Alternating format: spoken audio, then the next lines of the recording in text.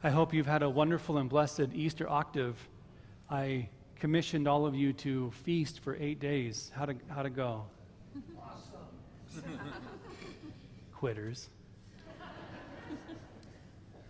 I did pretty good. Then today is Divine Mercy Sunday, this beautiful feast given to us by John Paul II. Not that he invented God's mercy, but he has called us all to pause on this day and reflect on how good God's mercy is and to rejoice in it. And so let's take a moment now and think and reflect about really how good God's mercy is. See, God is a God of justice, and the letter of James tells us that God's mercy triumphs over his justice. Justice, do you all know what justice is? Justice is when each person will receive what is due. To receive what is your due. That's what justice is. And we want justice. Justice is good.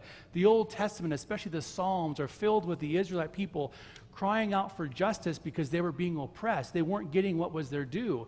If you go to work and you work a whole day and your boss only gives you a half day's pay, you want justice, don't you? You want what is your due because that's just. Mercy is when we don't get what is due us. Mercy is when we don't get what we deserve. I want to tell you a story about mercy. It kind of helps me understand God's mercy. It's a moment where I received mercy. Before I was in Nampa, I lived in Moscow. I was in a church in Moscow, Idaho, and I would come down to Boise regularly for meetings. And my preferred vehicle for transportation from Moscow to here was my motorcycle. I don't have it anymore, but those of you who ride motorcycles, it was a Kawasaki ZX-14. I'll let you do the research. Not a slow bike. And this particular day, I was not driving slow. My mom didn't like that.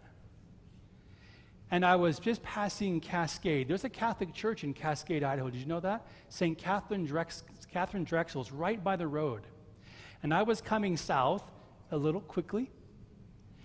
And I looked in my rearview mirror, and what do you think I saw? The lights flashing. The lights were flashing behind me. And so I pulled over right into the parking lot of St. Catherine Drexel Church.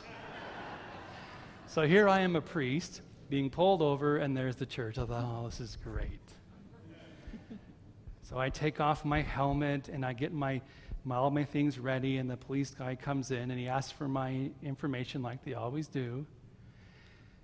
And I knew how fast I was going, because I always do know how fast. And the police officer came up to me, and he said, "Do you know how fast you were driving?" And I've learned it's always good to be honest. I said, "Why, yes." And I told him. And I'm not going to tell you. Maybe some other time I'll tell you.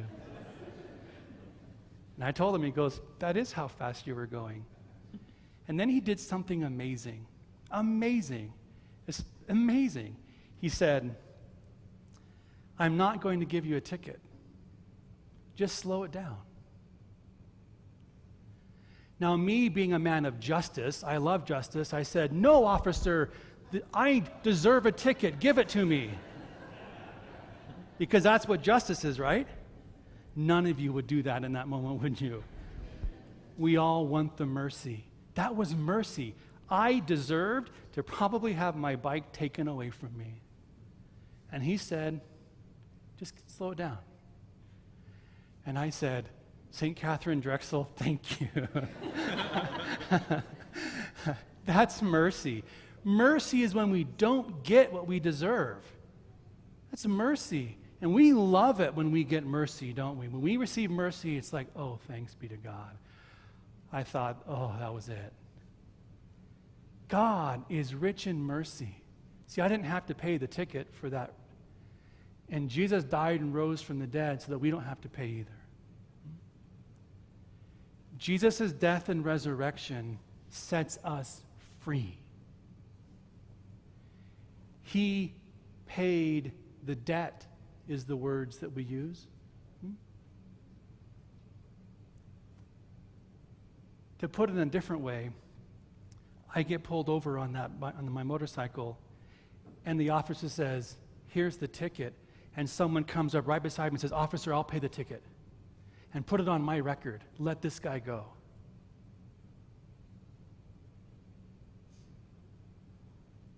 That's what he did. But it wasn't just a speeding ticket, folks. Huh? That's God's mercy. You and I are free to go because of Jesus. You and I don't get what we deserve because of Jesus. And he gives us that mercy freely.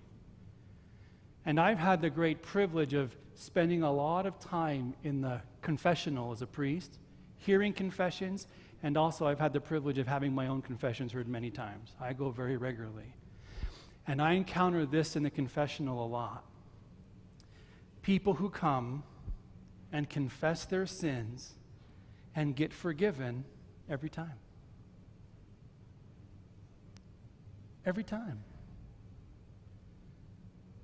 And I, myself, and others have come to that confessional, and some of them have said this to me: "Father, I have been confessing this same sin for years. I keep doing the same sin, Father, over and over and over and over." And do you know what Jesus does over and over and over and over again? Forgives. Over and over and over and over and over and over again. I mean, God's mercy, as that psalm said today, God's mercy endures forever. I just have to have the courage to ask for it. But God is so good, and God's mercy, he gives us that gift of his mercy so that you and I could be transformed. See, God gives us the gift of mercy so that you and I become merciful people. God gives that gift to us with the hope that we become transformed, that we become holy, that we become more loving. That police officer let me go. But if I had sped off again and he pulled me over again 5 minutes later, I wonder what it would have been like that time. But you see, I did slow down, and I've slowed down ever since. I don't speed anymore. Because in mercy and in confession, we ask for God's mercy, the act of contrition. Lord, I'm sorry for my sins, and I ask for your forgiveness, and I say and I commit to not sinning anymore. We make that commitment. We try, don't we? We try. And so God accepts that, and so I don't speed anymore. And so God gives us his mercy so that we could be more patient, more generous, more loving. You get it, don't you? You get it. And God is his mercy, he just keeps coming, and it keeps coming, and it keeps coming, and he keeps giving it, and he keeps giving it, and he keeps giving it, always with the hope that it'll stick. And it'll sink in our heart and our mind. And that we would become a little more like him. Just a little more like him each time.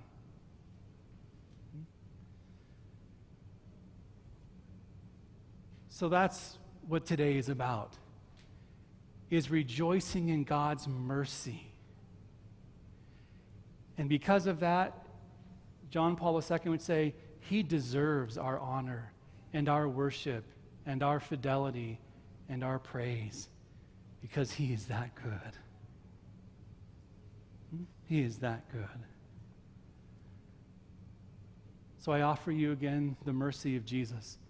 Take it in, and if you need to ask for forgiveness, ask. Come to him and seek it. He's good. He's the least one you have to worry about saying sorry to. And then let that mercy come into you and be transformed. And maybe someone's going to come to you this week seeking mercy. Maybe you're going to meet somebody today who's in a tough spot, who goofed, said something he or she shouldn't have. What's going to be your response to that person? So happy Feast of Divine Mercy. It's the last day of the octave. You have a few more hours to eat, drink, and be merry. I suggest you take full advantage and rejoice because you have been given a great gift, and that mercy is worth celebrating and raising an ice cream cone to. This one's for you, Jesus. Huh?